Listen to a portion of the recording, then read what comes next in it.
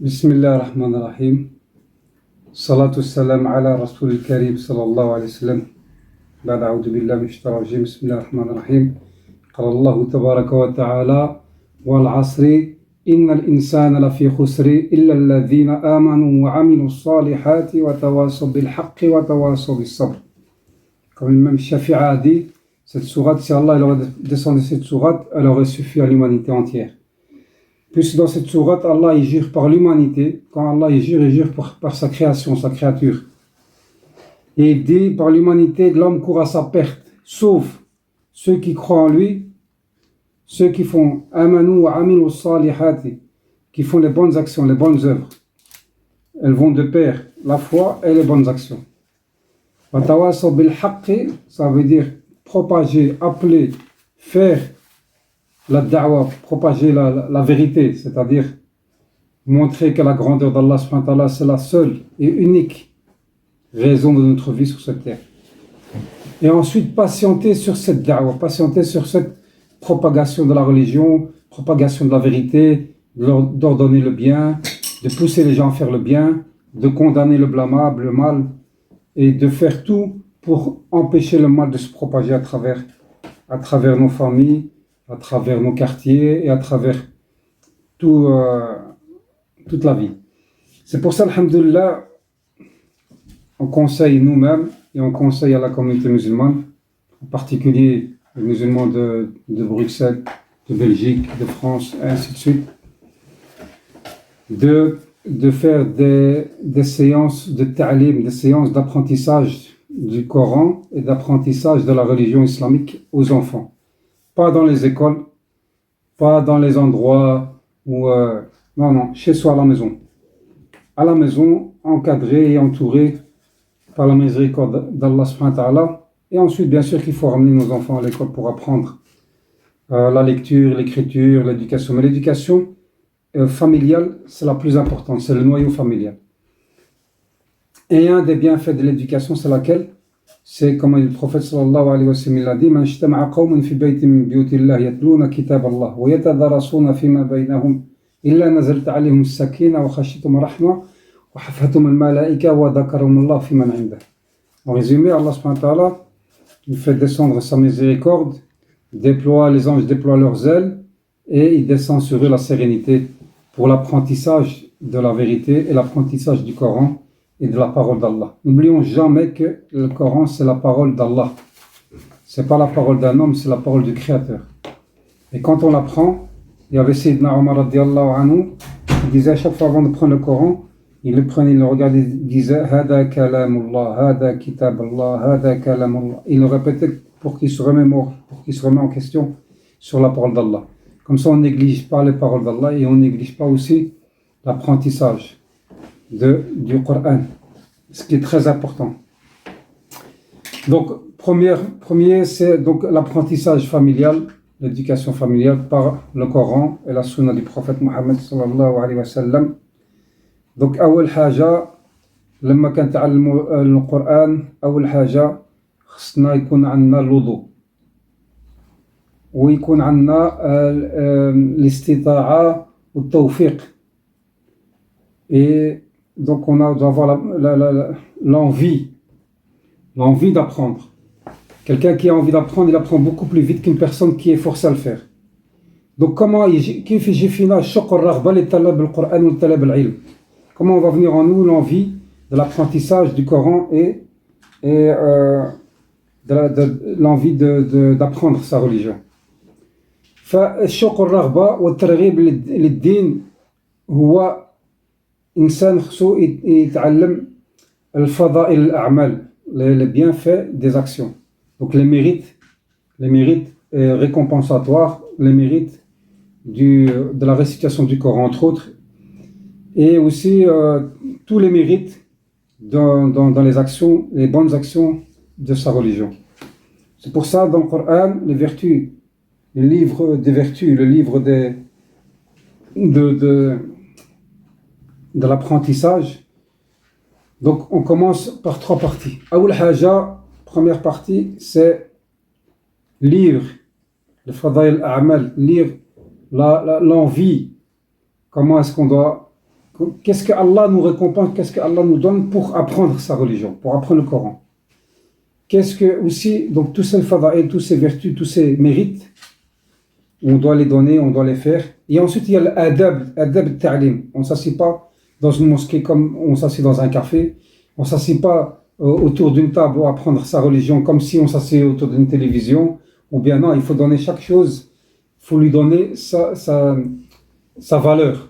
Et la valeur, c'est laquelle? La valeur du Coran et l'adab du Coran, l'adab, c'est la première chose, c'est avoir les ablutions.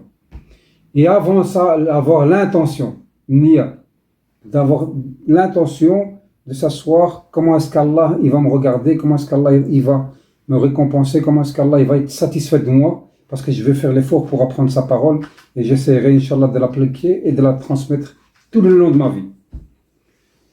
Deuxièmement, l'adab, dans le adab, il y a la position de s'asseoir. On ne s'assied pas n'importe comment, on s'assied d'une manière polie. Ça veut dire on ne s'assied pas avec un short, on ne s'assied pas non plus avec même normalement une robe, ou pour les filles qui ne sont pas couvertes, ou les garçons aussi qui s'assiedent avec un pied en l'air et allongé comme un... Non, on s'assied d'une manière polie.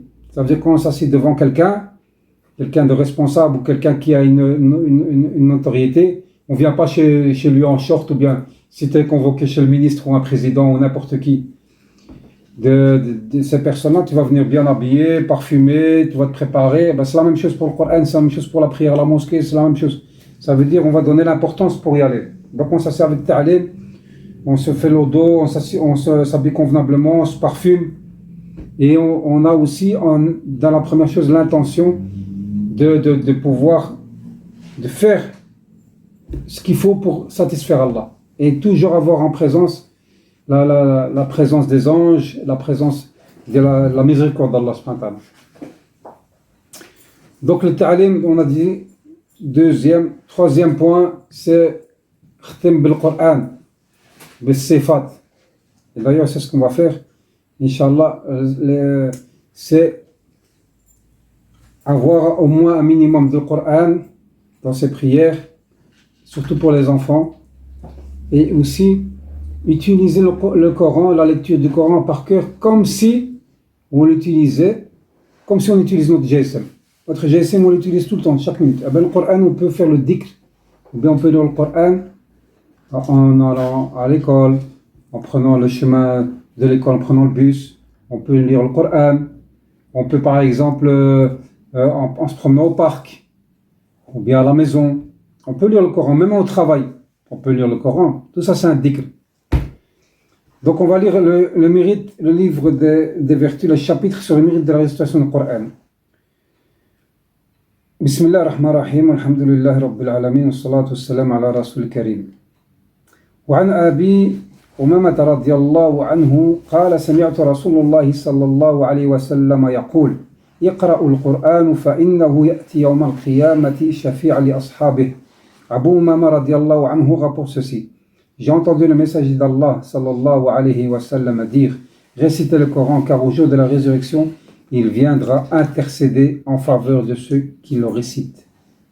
Hadith rapporté par Muslim. Je répète. وعن أبي أمامة رضي الله عنه قال سمعت رسول الله صلى الله عليه وسلم يقول اقرأوا القرآن فإنه يأتي يوم القيامة شفيع لأصحابه. Abu Umama radiallahu anhu rapporte ceci. J'ai entendu le message d'Allah sallallahu alayhi wa sallam dire: récitez le Coran car au jour de la résurrection il viendra intercéder en faveur de ceux qui le récitent. وعن النواس بن سمعان رضي الله عنه سمعت رسول الله صلى الله عليه وسلم يقول يؤتى يوم القيامة بالقرآن وأهله الذي كانوا يعملون به في الدنيا تقدمه سورة البقرة والآل عمران تحاجان عن صاحبهما. Prophète Mohammed sallallahu alayhi wa sallam, An-Nawas ibn Sam'an radiallahu anhu rapporte ceci.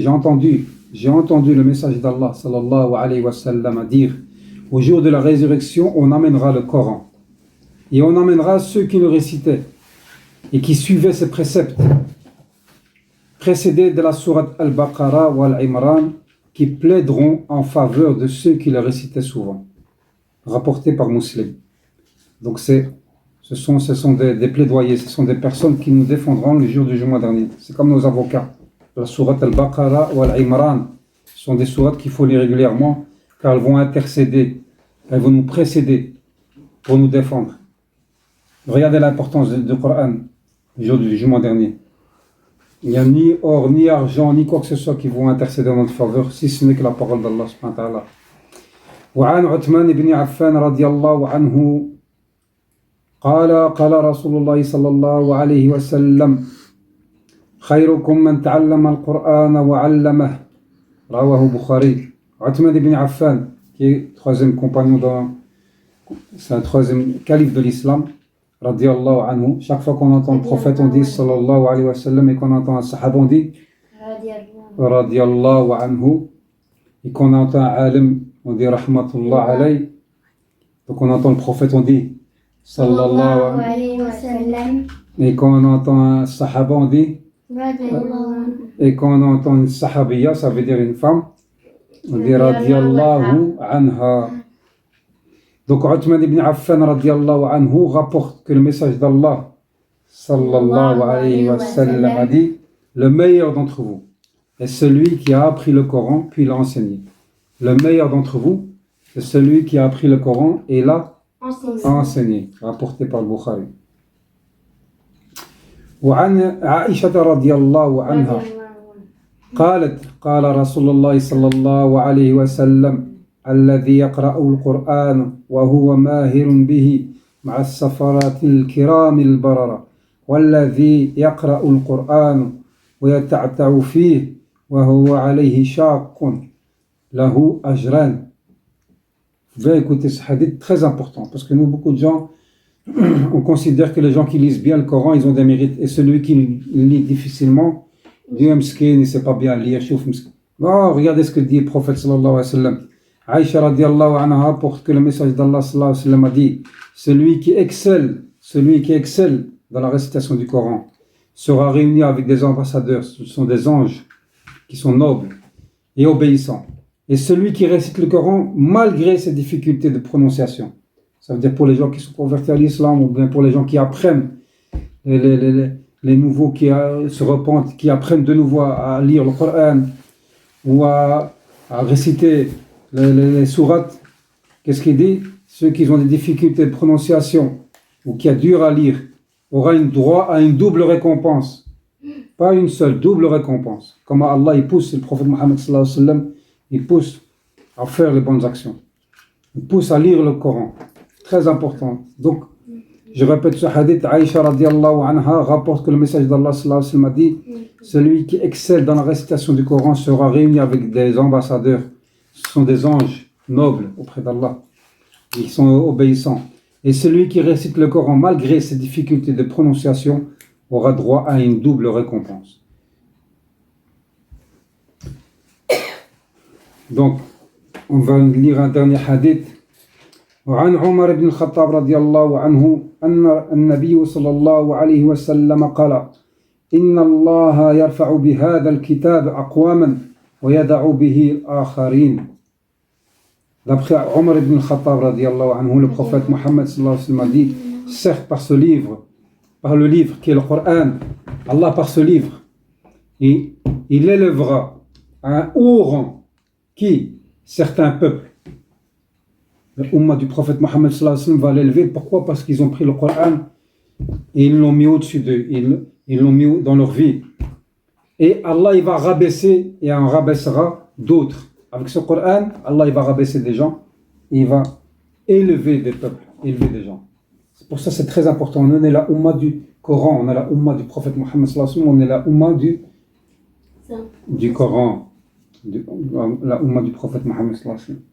فلهذا الحمد لله أول حاجة surtout dans ces périodes de Covid très important, il faut que comment on sort كيف يخرج من قلوبنا اليقين فاسد على الأشياء ويدخل في قلوبنا اليقين صحيح على الله. Comment est-ce qu'il va sortir en nous les mauvaises certitudes, les mauvaises convictions de ces choses qui nous entourent, des choses mauvaises qui sont fausses, et rentrer en nous la conviction, la vraie conviction à Allah subhanahu wa ta'ala. لأن الصحابة رضي الله عنهم كان عندهم كثير من الصفات والرسول صلى الله عليه وسلم خير خلق الله رباهم على إيمان الدين والعمل الصالح علمهم شنو علمهم il leur a appris quoi il leur a appris l'iman c'est quoi l'iman آمنوا بالله وملائكته وكتبه ورسله واليوم الآخر والقدر خير وشر il leur a appris qui est Allah. Il est resté avec eux. Un jour, le prophète passe près d'une mosquée, il voit les sahaba en train de discuter. Il a dit Jaddidu imanakum. قال كيف نجدد إيماننا يا رسول الله. Comment est-ce qu'on doit renouveler notre foi ya Rasulullah? Pourtant, il parle de Allah, il parle de la religion. Il a dit Akthiru min qawli la ilaha illallah. Dites la ilaha illallah. Ça veut dire pas dire juste la ilaha illallah. Non, parler de la grandeur d'Allah. Parler qu'Allah. الله سبحانه وتعالى جميع الفوز والفلاح فقط بيد الله الله عنده خزائن كل شيء وهو خالق كل شيء خالق السماء وخالق الأراضين وخالق الشمس والقمر وخلق النهار وخلق الأشجار خلق كل شيء الله il a créé tout خلق الإنسان وخلق البشر خلق الجن وخلق الجنة والنار Allah il a créé tout, des choses qu'on voit et des choses qu'on ne voit pas. Allah il est le puissant. Allah subhanahu wa ta'ala khaliqu kulli shay bi qudratihi wa la yahtaj ahad min khalqihi. Allah il a créé toutes choses et il n'a besoin de personne. Allah n'a besoin de personne. Mais tout le monde a besoin d'Allah. Comment sortir ces mauvaises convictions qu'on nous inculque matin, midi, soir, à la télé, dans la rue, à l'école, n'importe où? Que ces choses-là, non, si tu n'as pas un bon diplôme, tu n'as pas de travail. Si tu n'as pas ci, tu n'as pas ça. Si tu n'as pas de ça, tu n'auras pas un salaire. Tu vas mourir de faim. Tu n'as pas ci. Non. Allah, c'est lui qui donne. C'est lui le pourvoyeur. C'est Allah qui donne la guérison. C'est lui qui donne la maladie. C'est Allah qui gère les situations. Allahumma sarrifu al-ahwal. Yaf'alu ma yashi bi qudratihi wa la yahtaj ahad min khalqihi. Hada huwa al-iman. Al-iman billah. وبملائكته Allah خلق الملائكة. Il a créé des anges. Dans un hadith, le prophète Mohammed sallallahu alayhi wa sallam parle, il dit le nombre, une pluie forte qui tombe sur la terre, le nombre de gouttes qu'il y a dans cette pluie, c'est le nombre d'anges qu'il y a chez Allah, et bien plus. Donc on ne peut même pas imaginer la grandeur de l'univers, la grandeur d'Allah subhanahu wa ta'ala, tellement elle est immense. Mais on peut la voir Allah dans notre cœur. Très important, c'est ça le plus important. Et il faut inculquer ça aux enfants. Inculquer ça aux enfants, même en bas âge, pour qu'ils grandissent en eux cette racine de la foi. Nous, on est croyants, on est musulmans. فلهذا الله سبحانه وتعالى قال رسول الله صلى الله عليه وسلم من كان آخر كلامه لا إله إلا الله دخل الجنة كما قال رسول الله صلى الله عليه وسلم وقال رسول الله صلى الله عليه وسلم قال رسول الله صلى الله عليه وسلم من قال لا إله إلا الله مخلصا من قلبه دخل الجنة وقال ومن إخلاصها يا رسول الله قال أن تحجز عن محارم الله. Premier hadith, le prophète Mohammed sallallahu alayhi wa sallam dit celui dont la dernière parole est la ilaha illallah, il rentre où? Au paradis. Et la deuxième hadith du prophète Mohammed sallallahu alayhi wa sallam dit celui qui dit la ilaha illallah avec sincérité, bien au fond, dans sincérité dans son cœur, il dit et quelle est cette, il rentre au paradis. Ils ont dit à Rasulullah, c'est quoi cet ikhlas dans le cœur? On ne peut pas le voir. Il a dit un tuhjiza mahrimillah. Ça veut dire ça te permet de te mettre une barrière, une frontière entre ce qu'Allah a interdit. كذلك محمد رسول الله صلى الله عليه وسلم كل طرق يدون إلى الخسران إلا الطريق الذي جاء به محمد صلى الله عليه وسلم قال رسول الله صلى الله عليه وسلم كل أمتي يدخل الجنة إلا من أبى وقيل من أبى يا رسول الله قال من أطاعني دخل الجنة ومن عصاني فقد أبى. Prophète sallallahu alayhi wa sallam, tous les chemins mènent à la perte, à part le chemin du prophète Mohammed sallallahu alayhi wa sallam. C'est le chemin de la réussite, du succès, du bonheur et aussi du bien-être. Le prophète Mohammed sallallahu alayhi wa sallam, il dit sallallahu alayhi wa sallam, toute ma communauté rentrera au paradis, sauf celui qui ne veut pas. Ils ont dit à Rasulallah, mais qui ne veut pas rentrer au paradis? Il a dit celui كل أمتي يدخل الجنة إلا من أبى وقيل من أبى يا رسول الله قال من أطاعني. Celui qui m'obéira aura voulu rentrer au paradis et celui qui aura voulu me désobéir, celui-là aura refusé l'entrée au paradis. وكما قال الرسول صلى الله عليه وسلم كذلك قال رسول الله صلى الله عليه وسلم من أحيا سنتي فقد أحبني ومن أحبني كان معي في الجنة. Celui qui fait revivre une sunna, ma sunna, ça veut dire que celui qui m'aime et celui qui m'aime sera avec moi au paradis. Donc la tradition prophétique, c'est laquelle la plus grande des sunnas, c'est la da'wa ilallah. Pourquoi? Parce que nous on pense toujours sur le visuel, avec le vêtement, le si, mais on peut se cacher derrière tout ça. Mais la plus grande chose est la sunna, le sunan, la mère de toutes les traditions prophétiques, c'est que tous les prophètes sont venus pour dire aux gens Ya nas qulu la ilaha illallah tuflihu, Ya nas qulu la ilaha illallah tuflihu. Aux gens dites il n'y a de Dieu que Allah et vous réussirez. Tous les prophètes, de Adam alayhi salam jusqu'au dernier prophète Mohammed sallallahu alayhi wa sallam. Donc le message universel c'est le même, c'est la ilaha illallah, la ilaha illallah. Moussa kalimullah, Isa ruhullah, Muhammad rasulullah.